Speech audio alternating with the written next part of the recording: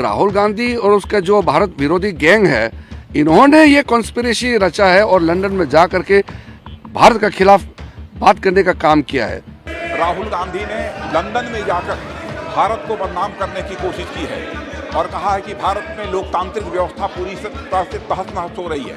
मैं राहुल गांधी से जानना चाहता हूं कि यूरोप और अमेरिका को भारत के आंतरिक मामलों में दखल देने के लिए उकसाने के पीछे उनकी मंशा क्या है।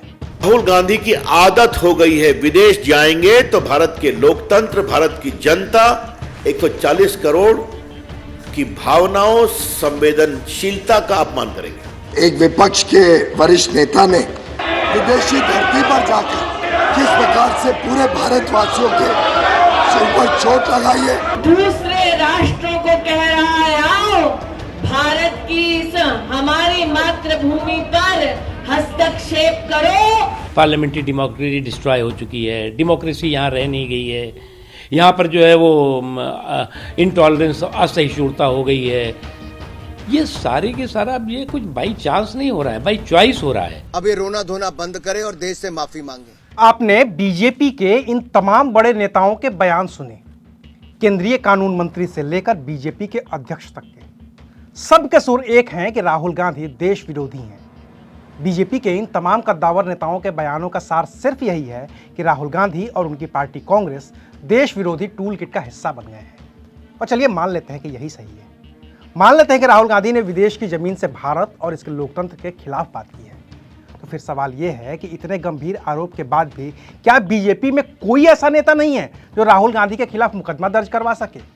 आखिर वो कौन सी मजबूरी है कि केंद्रीय कानून मंत्री ये तो कह रहे हैं कि राहुल गांधी ने देश विरोधी बात की है, लेकिन वो राहुल गांधी के खिलाफ केस तक दर्ज नहीं करवा पा रहा है। इस सवाल का जवाब तलाशने की कोशिश करेंगे आज के इस वीडियो में।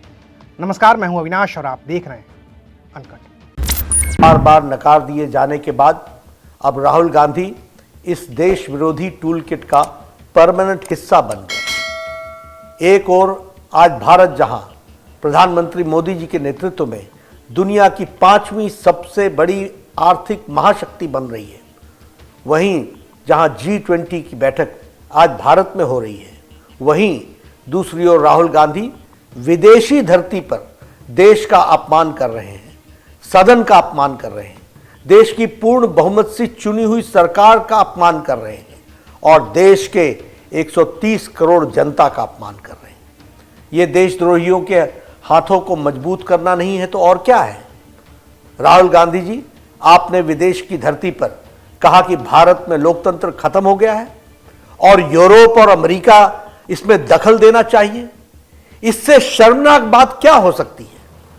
किसी दूसरे देश से भारत के आंतरिक मामलों में दखल देने की मांग करना भारत की संप्रभुता पर हमला है। आपने जो बयान सुना वो किसी छोटे मोटे नेता का नहीं है। यह बयान है दुनिया की सबसे बड़ी पार्टी के सबसे बड़े पद यानी कि अध्यक्ष पद पर विराजमान नेता का। यह बयान है बीजेपी के राष्ट्रीय अध्यक्ष जेपी नड्डा का, जो साफ तौर पर कह रहे हैं कि राहुल गांधी देश विरोधी टूल किट का परमानेंट हिस्सा बन गए हैं। ऐसे ही देश विरोधी टूल किट का हिस्सा बनने का आरोप लगा था एक्टिविस्ट दिशा रवि पर, वहीं जिन्हें ग्रेटा थनबर्ग के किसान आंदोलन के समर्थन में ट्वीट करने के बाद गिरफ्तार किया गया था। लेकिन फिर दिल्ली की कोर्ट ने दिशा रवि को जमानत देते हुए साफ तौर पर कह दिया था कि किसी के खिलाफ राजद्रोह का आरोप सिर्फ इसलिए नहीं लगाया जा सकता कि उससे सरकार को चोट पहुंची है। तो क्या ये बात जानते हुए भी कि राहुल गांधी देश विरोधी टूल किट का हिस्सा हैं, बीजेपी उनके खिलाफ केस दर्ज नहीं करवा रही है क्योंकि मामला कोर्ट में टिकेगा ही नहीं? या फिर बीजेपी भी इस बात को जानती है कि राहुल गांधी की बातें देश विरोधी न होकर सरकार विरोधी हैं, लिहाजा केस दर्ज करवाने का कोई नैतिक अधिकार है ही नहीं, इसलिए बीजेपी और उसके तमाम नेता राहुल गांधी से सिर्फ माफी मांगने की बात कर रहे हैं।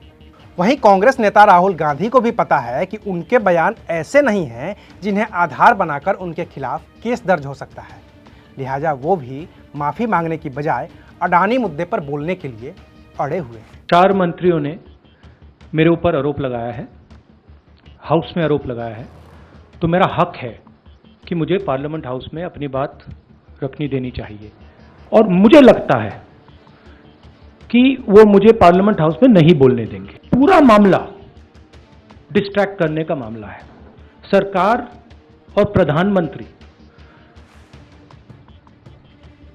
जो अदानी जी का मुद्दा है उससे डरे हुए हैं और इसीलिए उन्होंने ये पूरा तमाशा प्रिपेयर किया। लेकिन राहुल गांधी से माफी मंगवाने की जिद पर अड़े इन बीजेपी नेताओं को और हमारे तमाम दर्शकों को दिल पर हाथ रखकर एक बात तो सोचनी ही चाहिए कि क्या अगर कोई देश विरोधी है, देश विरोधी अंतर्राष्ट्रीय साजिश का हिस्सा है और उसने वाकई कोई साजिश की है, तो उसके माफी मांग भर लेने से उसके अपराध धुल जाएंगे?